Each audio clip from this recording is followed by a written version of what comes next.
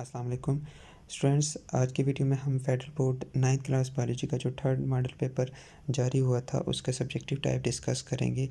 तो आज की वीडियो में हम जो शॉर्ट क्वेश्चंस हैं उन्हें डिस्कस करेंगे। सबसे पहला यहाँ पे क्वेश्चन ये है कि if a student want to investigate the effect of different factors on activity of salivary amylase he will design an experiment in order to reach conclusion. मतलब एक स्टूडेंट सलाइवरी अमाइलेज जो कि एक एंजाइम है उसके ऊपर डिफरेंट फैक्टर्स जैसे कि टेम्परेचर, पीएच और सबस्ट्रेट कंसनट्रेशन का इफ़ेक्ट देखना चाहता है तो वो एक एक्सपेरिमेंट डिज़ाइन करेगा। अब नेक्स्ट वो पूछ रहे हैं वो एक्सपेरिमेंट डिज़ाइन करने के बाद वो कोई स्पेसिफिक कंक्लूजन निकालेगा कि टेम्परेचर कौन से टेम्परेचर पे सलाइवरी अमाइलेज की एक्टिविटी ज़्यादा होगी, कौन से पीएच पे सलाइवरी अमाइलेज की एक्टिविटी ज़्यादा होगी।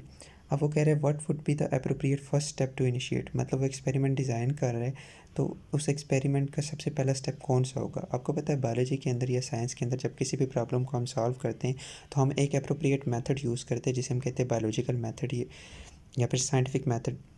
अब ये जो बायोलॉजिकल मेथड होता है इसका जो पहला स्टेप होता है वो होता है observation. The starting point of the scientific process is observation. ठीक है, ये आपने पहले भी पढ़ा होगा। तो उसका जो वो एक्सपेरिमेंट रन करेगा या जो भी अपने इस क्वेश्चन को सॉल्व करेगा तो उसका जो पहला स्टेप होगा वो ऑब्जर्वेशन ही है।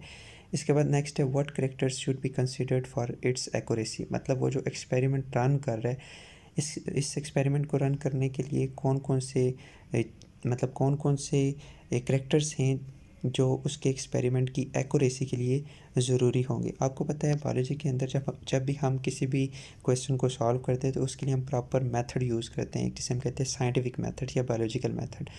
तो अब उसका जो एक्सपेरिमेंट करेक्ट होने के लिए सबसे पहली चीज़ ही रिक्वायर है वो ये है कि वो अपने क्वेश्चन को सॉल्व करे बाय यूजिंग बायोलॉजिकल मेथड या scientific method. Student must use scientific method for solving this problem. इसके बाद आपको पता है ये जो साइंटिफिक मेथड होता है इसके भी कुछ स्पेसिफिक डिज़ाइन होता है। इसकी एक तरतीब होती है। सबसे पहले आप ऑब्जर्वेशन निकालते हो, ऑब्जर्वेशन के बाद आप उन ऑब्जर्वेशन से हाइपोथेसिस बनाते हो, हाइपोथेसिस से फिर डिडक्शन ड्रा करते हो, डिडक्शंस के ऊपर फिर आप एक्सपेरिमेंट्स डिज़ाइन करते हो।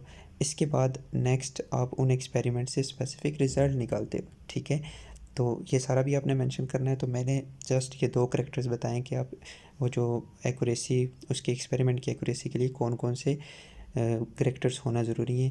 तो मैं भी जो फेडरल बोर्ड आपको इस मॉडल पेपर के इस क्वेश्चन का जो आंसर भेजेगा उसमें थोड़ी बहुत चेंजिंग भी हो सकती है। तो बहरहाल मैंने इसके एक्सपेरिमेंट की एक्यूरेसी के ये करैक्टर्स बताएं। इसके बाद दूसरा experiment that student design must be controlled experiment.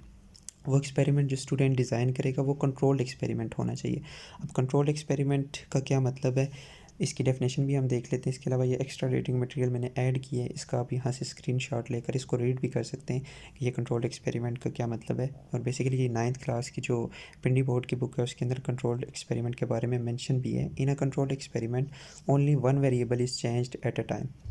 अब इसका क्या मतलब है, फॉर एग्ज़ाम्पल आप ये स्टूडेंट देखना चाहता है ये जो सलाइवरी अमाइलेज है इसके ऊपर पीएच किस तरह से इफ़ेक्ट होती है। तो वो स्टूडेंट क्या करेगा, बाकी जितने भी फैक्टर्स हैं ना जैसे कि टेम्परेचर, सबस्ट्रेट कंसंट्रेशन, इन सारे फैक्टर्स को वो कांस्टेंट रखेगा। जैसे टेम्परेचर ऑप्टिमम रखेगा, सबस्ट्रेट कंसंट्रेशन भी कोई स्पेसिफिक रखेगा। इसके बाद पीएच यानी ये जो एक वेरिएबल है इसको वो कंटिन्यूसली चेंज करता रहेगा। पहले 1 पीएच पे एंजाइम की एक्टिविटी देखेगा सलाइवरी अमाइलेज की, फिर 2 पे, फिर 3 पे, फिर 4 पे, फिर 5 पे, इस तरह से सो ऑन डिफरेंट पीएच पे एंजाइम्स की उस सलाइवरी अमाइलेज की एक्टिविटी देखेगा। तो कंट्रोल एक्सपेरिमेंट के अंदर हम बाकी फैक्टर्स कांस्टेंट रखते हैं और एक वेरिएबल को हम कंटिन्यूसली चेंज करते रहते हैं। और इसके अलावा कंट्रोल्ड एक्सपेरिमेंट के अंदर हम दो ग्रुप्स बनाते हैं, एक एक्सपेरिमेंटल ग्रुप होता है और दूसरा कंट्रोल ग्रुप होता है। और दोनों एक्सपेरिमेंटल ग्रुप और कंट्रोल ग्रुप में हम क्या करते हैं, दोनों में हम एक्सपेरिमेंट रन करते हैं और इसके बाद फिर दोनों के रिज़ल्ट्स को हम कंपेयर करते हैं अपने फाइनल रिज़ल्ट के लिए। ठीक है, तो ये एक्सपेरिमेंटल ग्रुप और कंट्रोल ग्रुप के बारे में इंशाल्लाह मैं फ़र्दर आगे कोई वीडियो बना दूंगा कि इन दोनों में मेन डिफरेंस क्या है। तो बेसिक जो हमारा आंसर है वो ये पहले दो पॉइंट्स ही हैं। इसके बाद नेक्स्ट क्वेश्चन है biology is not an isolated branch of science, it has a relationship with other branches. यानी बायोलॉजी आपने पढ़ा होगा कि डिफरेंट और ब्रांचेस के साथ किस तरह से लिंक्ड है। एक्सप्लेन विद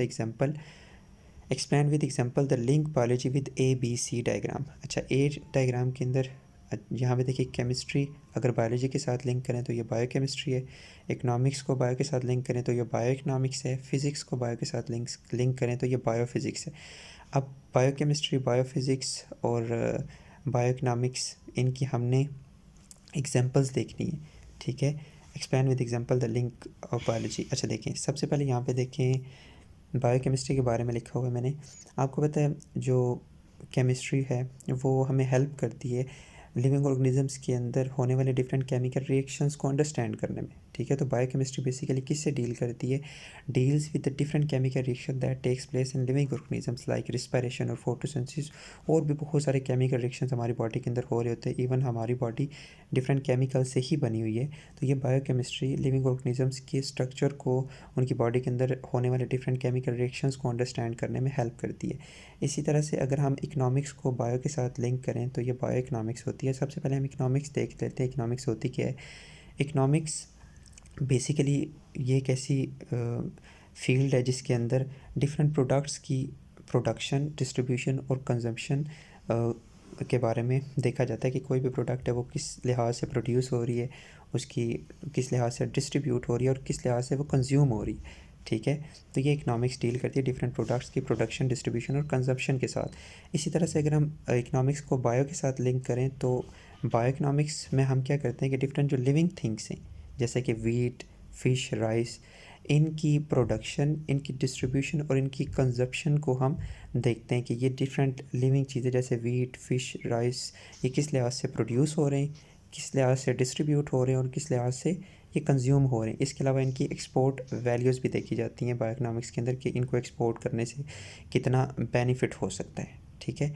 तो ये सारा बायोइकोनॉमिक्स के अंदर है कि इकोनॉमिक पॉइंट ऑफ व्यू से हम डिफरेंट लिविंग ऑर्गेनिजम्स की इंपॉर्टेंस देखते हैं। इसके अलावा बायोफिज़िक्स, फिज़िक्स भी हेल्प करती है लिविंग ऑर्गेनिजम्स के डिफरेंट फंक्शंस को स्टडी करने में। Physics help in understanding different biological processes like muscles movement, bone movement, blood pressure, also help in diagnosing and treating of disease. Physics बहुत सारे disease को डायग्नोज करने में और ट्रीट करने में भी हेल्प करती है। आपको पता है बहुत सारे जो इंस्ट्रूमेंट्स यूज़ किए जाते हैं इसके अंदर, मेडिकल के अंदर, तो बेसिकली फ़िज़िक्स ही हेल्प करती है उनको चलाने में, उनको बनाने में। अच्छा, इसके बाद नेक्स्ट ये तो हमने देख लिया डिफरेंट जो इंटरलिंक्ड साइंसेस हैं, जो बायो के साथ लिंक्ड साइंसेस हैं, उनका बेनिफिट, उनकी एग्जांपल्स। इसके बाद नेक्स्ट क्वेश्चन है जस्टिफाई वायरसेस और at the border line of living and non living things. अच्छा, वायरसेस किस तरह से लिविंग और नॉन लिविंग थिंग की बॉर्डर लाइन पे।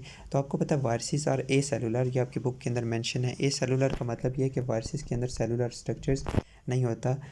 कोई भी जो ऑर्गेनिज्म है, कोई सेलुलर स्ट्रक्चर है, सेल का जो बेसिक स्ट्रक्चर होता है वो ये होता है, सेल के अंदर सेल मेम्ब्रेन होती है, साइटोप्लाज्म होता है और न्यूक्लियस होता है। जबकि वायरसेस के अंदर ना ही सेल मेम्ब्रेन होती है, ना ही साइटोप्लाज्म होता है, ना ही न्यूक्लियस होता है।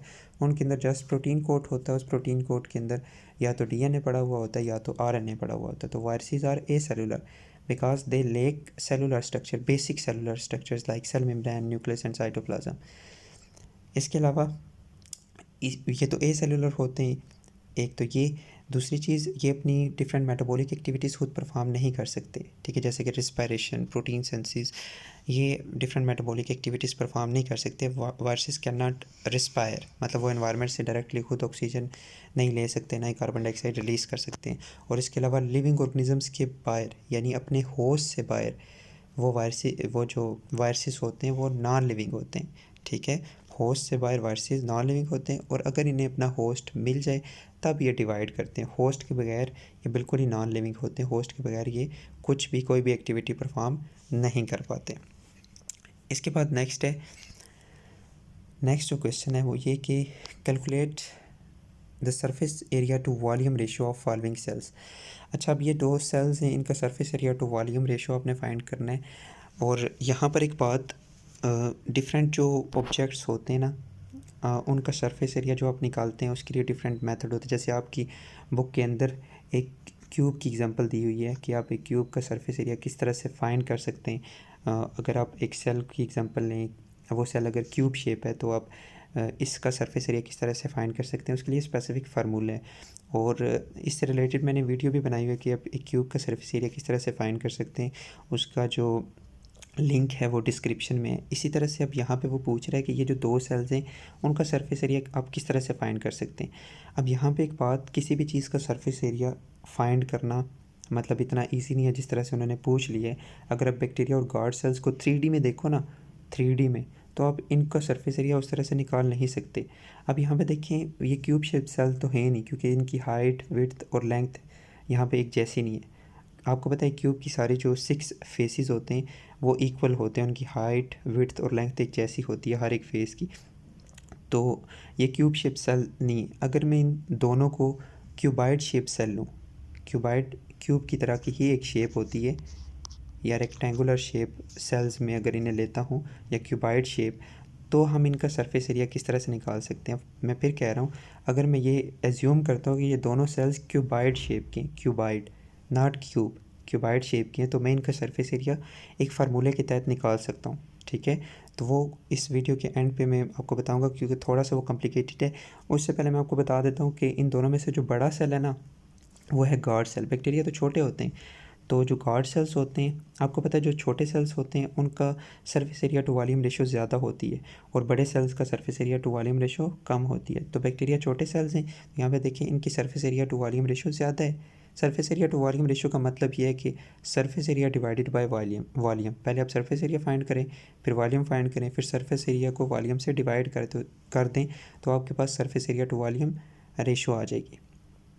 तो यहाँ पे जो surface area to volume ratio है वो 4.5 है, और यहाँ पे जो surface area to volume ratio है गार्ड सेल की वो 0.54 है। तो किसकी surface area to volume ratio ज़्यादा है?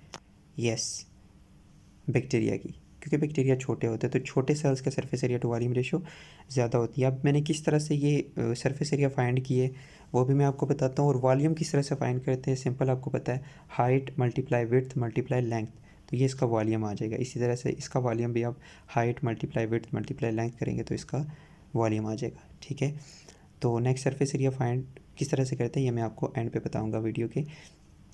तो नेक्स्ट हम देख लेते हैं, नेक्स्ट जो क्वेश्चन है। अच्छा, तो यहाँ पे which cell has the highest surface area to volume ratio. तो बैक्टीरिया के अंदर बैक्टीरिया का जो surface area to volume ratio होता है वो ज़्यादा होता है। तो यहाँ पे मैंने दोनों सेल्स को एग्जांपल लिए कि वो इस तरह से क्यूबाइड शेप के। आपको पता है जिस तरह से क्यूब की 6 साइड्स होती है उसी तरह से क्यूबाइड की भी 6 साइड होती हैं। फ़र्क ये होता है कि इसकी जो 6 साइड्स होती हैं वो इक्वल नहीं होती। तो नेक्स्ट जो क्वेश्चन है उसको पहले हम देख लेते हैं, फिर हम इस क्वेश्चन 4 को दोबारा से हम देखेंगे। आफ्टर एक्सीडेंट और injury sometime limb amputation is required, what is the reason behind it. अच्छा, लिम्ब एम्पुटेशन का मतलब ये है कि बाज़ औक़ात एक्सीडेंट या इंजरी वगैरह की वजह से ना हाथ या टांग का कोई पार्ट काटना पड़ता है। एम्पुटेशन का मतलब काटना है, तो हाथ या फिर पाँव काटना पड़ता है इंजरी की वजह से, एक्सीडेंट की वजह से। इसके पीछे रीज़न क्या है? तो ये भी क्वेश्चन जो है ये आपकी बुक के अंदर मेंशन नहीं है, तो इसका आंसर आप कुछ इस तरह से लिख सकते हैं, because sometime due to severe injury, मतलब जब लिम्ब की इंजरी होती है ना बहुत ज़्यादा, limbs become non functional. Due to severe injury limb become non functional due to poor supply of blood. ठीक है, मतलब बाज़ औक़ात ऐसा होता है कि सीवियर इंजरी की वजह से लिम्ब्स नॉन फंक्शनल हो जाती हैं। और ये नॉन फंक्शनल क्यों होती हैं? ब्लड सप्लाई पुअर होने की वजह से, प्रॉपर ब्लड का सप्लाई ना होने की वजह से लिम्ब्स नॉन फंक्शनल हो जाती हैं। This poor blood supply lead to cell death.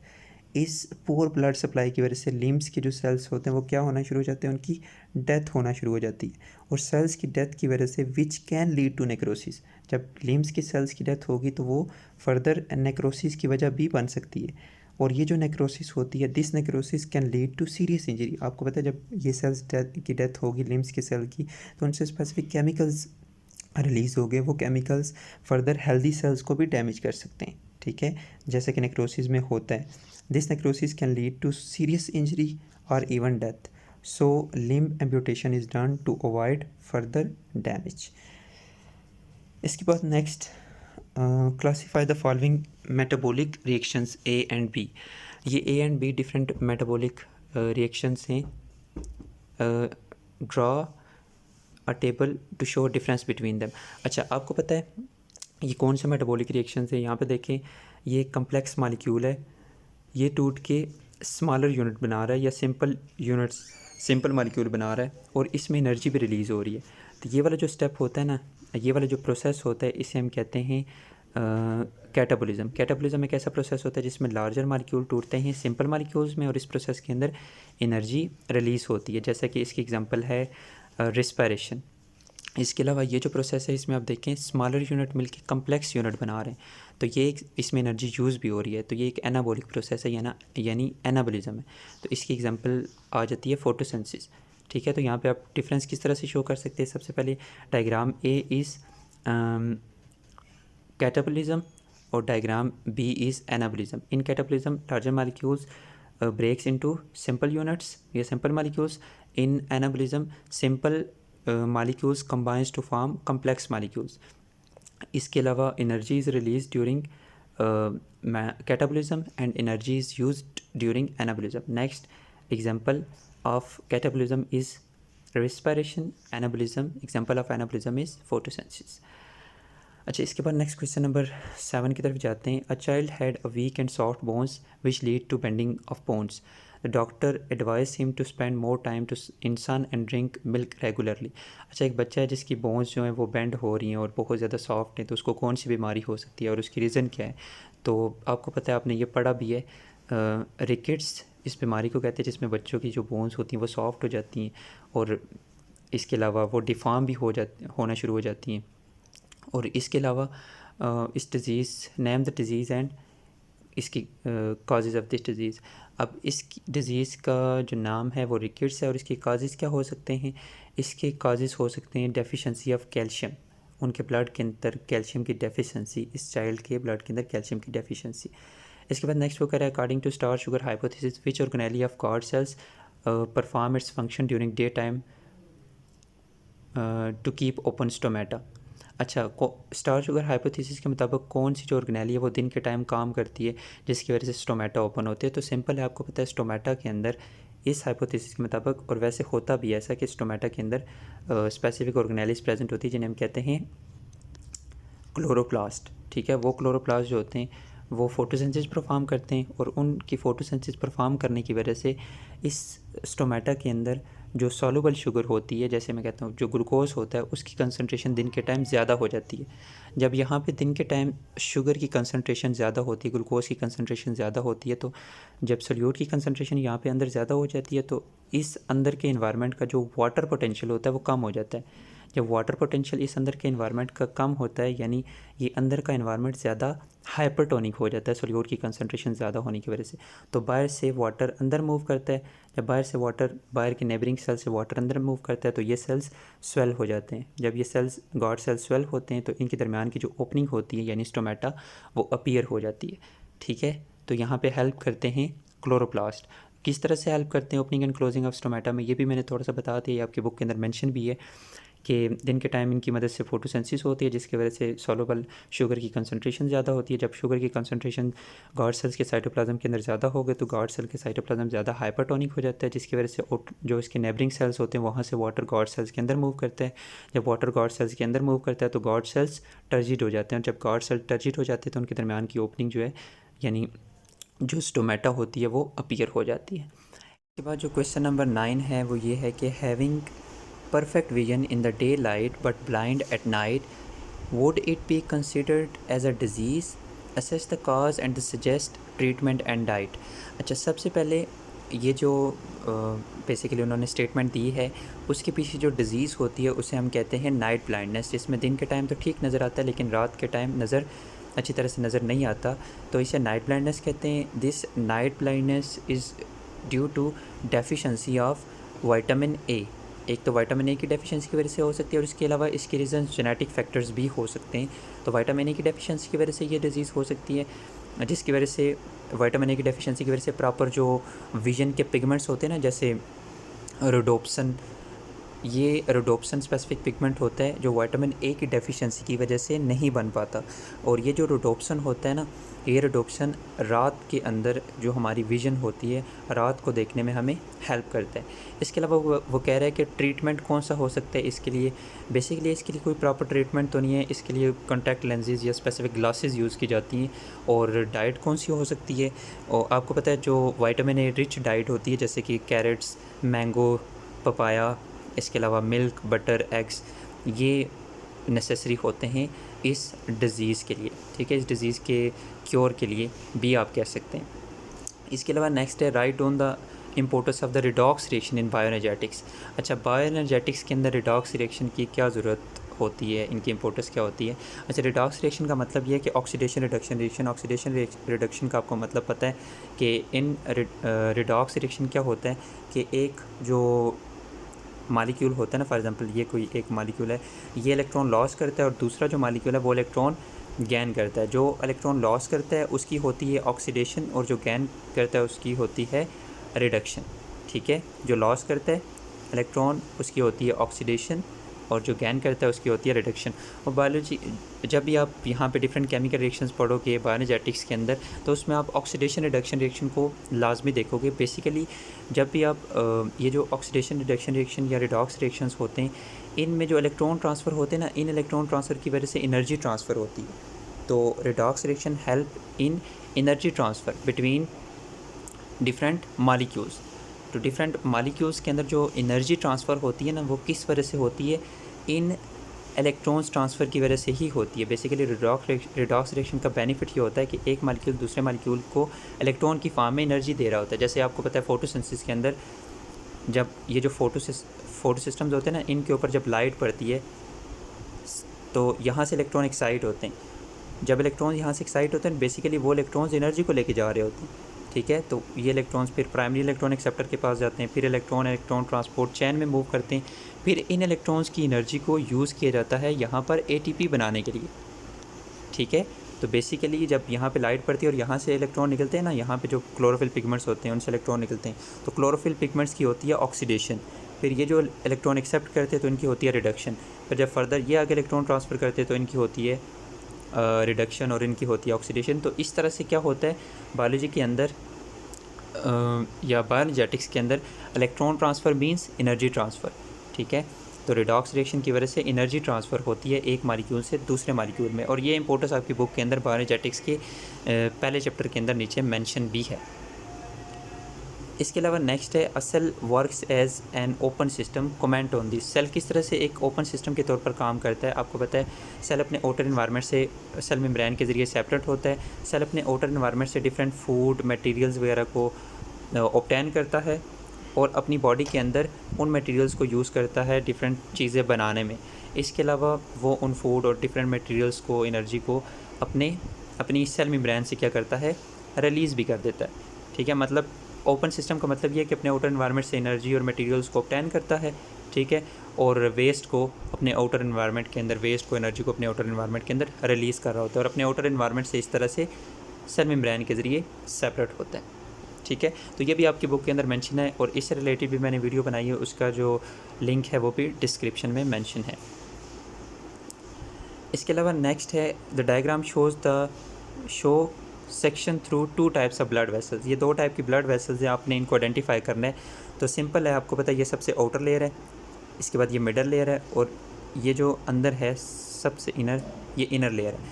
अब ये जो पहले वाली है ना डायग्राम 1, ये आर्टरी की है। अब मुझे कैसे पता ये आर्टरी की है, वो इस वजह से क्योंकि इसमें जो मिडल लेयर है ना, मस्कुलर लेयर, वो थिक है और आर्टरीज के अंदर मिडल मस्कुलर लेयर थिक होती है। और यहाँ पे देखिए ये वैन है, वैन्स के अंदर मिडल मस्कुलर लेयर जो स्मूथ मसल्स की लेयर होती है वो थोड़ी थिन होती है और वैन्स का जो ल्यूमन होता है ना, सेंटर में स्पेस भी ज़्यादा होती है, ठीक है। तो अब ये कैपिलरीज क्यों नहीं है, क्योंकि कैपिलरीज के अंदर तो स्मूथ मसल्स की लेयर होती ही नहीं है।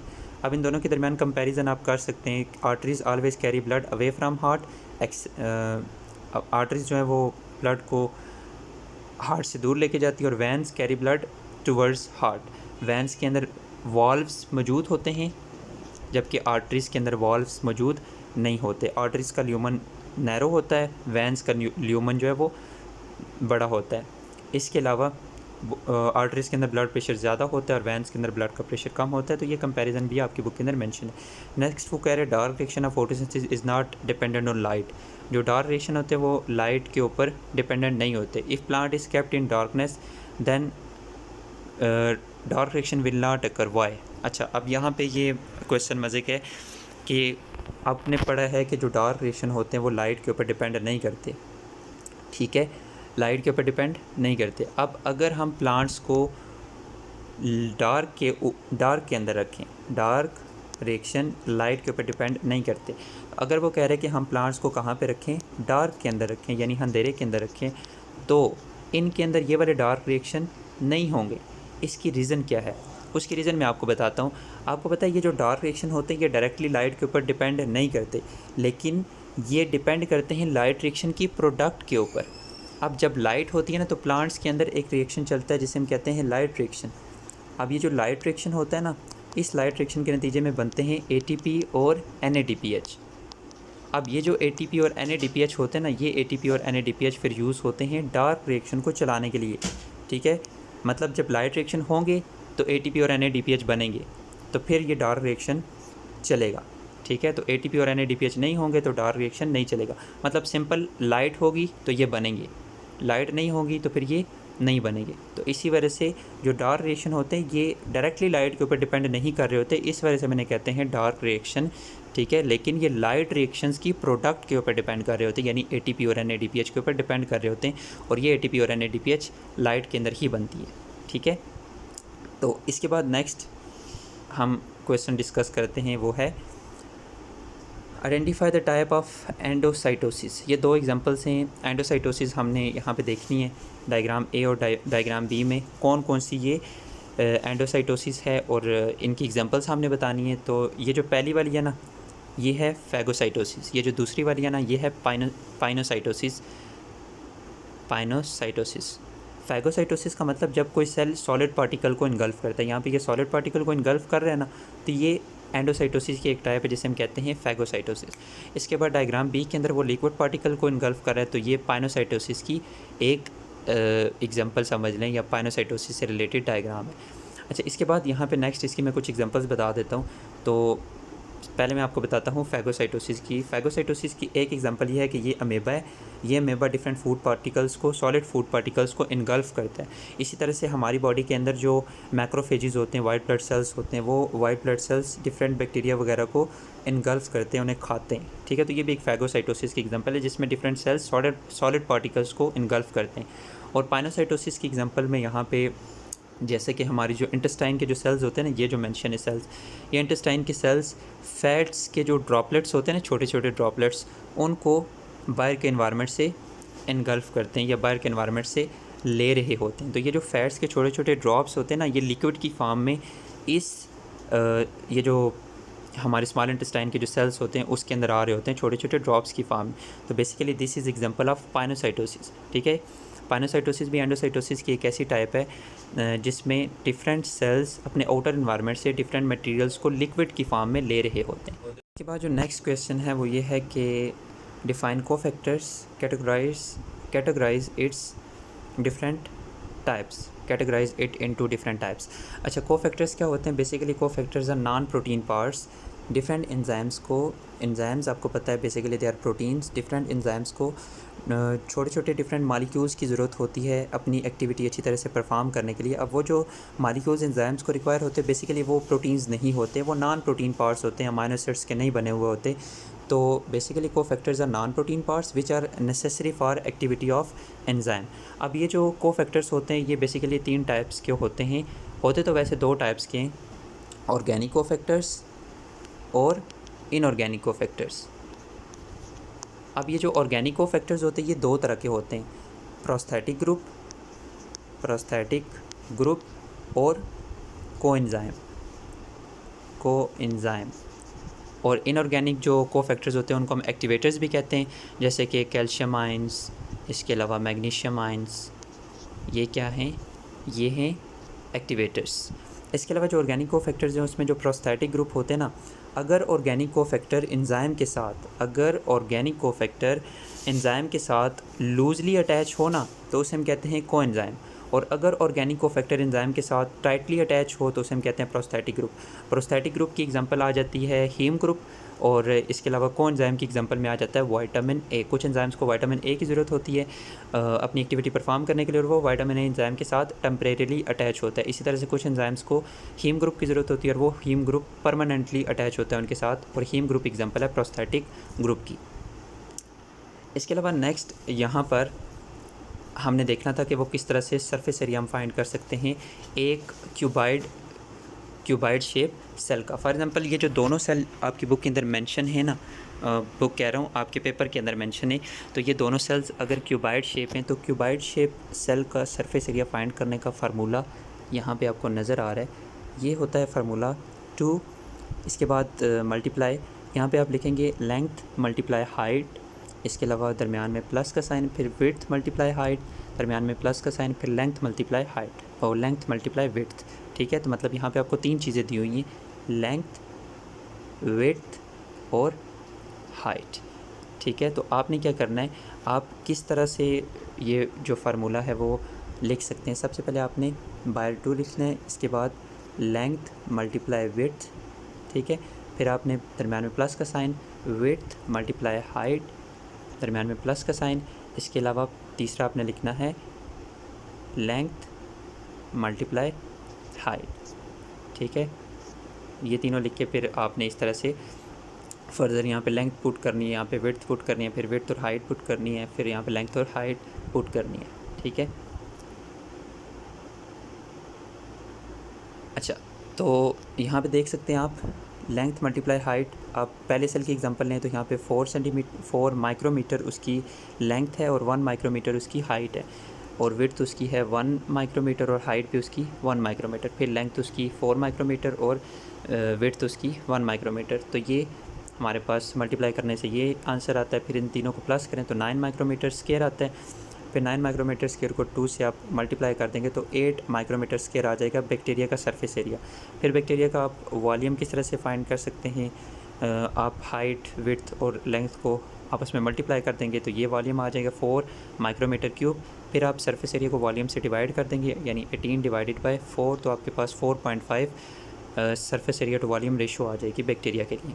इसी तरह से नेक्स्ट आप क्या करेंगे, नेक्स्ट आप सरफेस एरिया फाइंड करेंगे गार्ड सेल का, तो उसके लिए भी आप क्या करेंगे, सबसे पहले लेंथ मल्टीप्लाई हाइट, फिर विड्थ मल्टीप्लाई हाइट और लेंथ मल्टीप्लाई विड्थ। उसी तरह से दरमियान में आपने कौन सा साइन रखा हुआ है, प्लस का, और ये थोड़ा सा अलग तरीका है, क्यूब शेप जो आप फाइंड करते हैं ना, एक क्यूब शेप सेल का सरफेस एरिया, तो उसका जो फार्मूला होता है वो थोड़ा सा अलग होता है। इसी तरह से आपने वो पुट किया, लेंथ हाइट और लेंथ विड्थ, फिर इसके अलावा मल्टीप्लाई करने के बाद फिर जो आंसर जो है आप प्लस कर रहे हैं, फिर आपके पास यहाँ पर ये आ जाता है सरफेस एरिया इस गार्ड सेल का। ठीक है, इसके बाद नेक्स्ट आप क्या करेंगे, ये जो गार्ड सेल का जो वॉल्यूम है वो आप फाइंड करेंगे, उसी तरह से लेंथ, विड्थ और हाइट को मल्टीप्लाई करके फिर आप जो सरफेस एरिया है उसको डिवाइड कर देते हैं वॉल्यूम के साथ, तो आपके पास surface area to volume ratio आ जाती है गार्ड सेल की 0.54। और इसी तरह से जो surface area to volume ratio है ना वो बैक्टीरिया की ज़्यादा है। तो यहाँ पर एक बात, हमने इन दोनों सेल्स को एज्यूम किया था एज अ क्यूबाइडल शेप। ठीक है, तो इस तरह से हमने ये इनका surface area to volume ratio निकाला। तो आप पहले बेशक मेंशन कर दें कि अगर हम इन दोनों को एज्यूम करते हैं as a cuboidal shape cells तो हम इनका सरफेस एरिया इस तरह से फाइंड कर सकते हैं। तो एक और चीज़, अब मुझे नहीं पता वो फेडरल बोर्ड वाले आपको किस तरह से इसका सरफेस एरिया फाइंड करके देते हैं, अपने जो रिजल्ट भेजेंगे उस मॉडल पेपर का जो हल करके भेजेंगे। तो बेसिकली जिस तरह से उन्होंने क्वेश्चन भेजा तो 3D में किसी भी ऑब्जेक्ट का सरफेस एरिया फाइंड करना उस तरह से ईजी नहीं है जिस तरह से उन्होंने क्वेश्चन मेंशन किए। तो ये एक इजी तरीके है, आप इस तरह से सरफेस एरिया उसका फाइंड कर सकते हैं। और आप इन दोनों सेल्स को क्यूब शेप सेल की एग्जांपल में नहीं रख सकते, क्योंकि क्यूब की जो तीनों हाइट, विड्थ और लेंथ जो तीनों साइड्स होती है वो सेम होती हैं। तो इस वजह से मैंने इन दोनों को क्यूबाइडल शेप में एज्यूम किया। तो होप सो इससे मॉडल पेपर से रिलेटेड क्वेश्चंस आपके जो है वो क्लियर हुए होंगे। बाकी कोई फ़र्दर क्वेश्चन है तो नीचे आप कमेंट सेक्शन में पूछ सकते हैं। शुक्रिया, अल्लाह हाफिज़।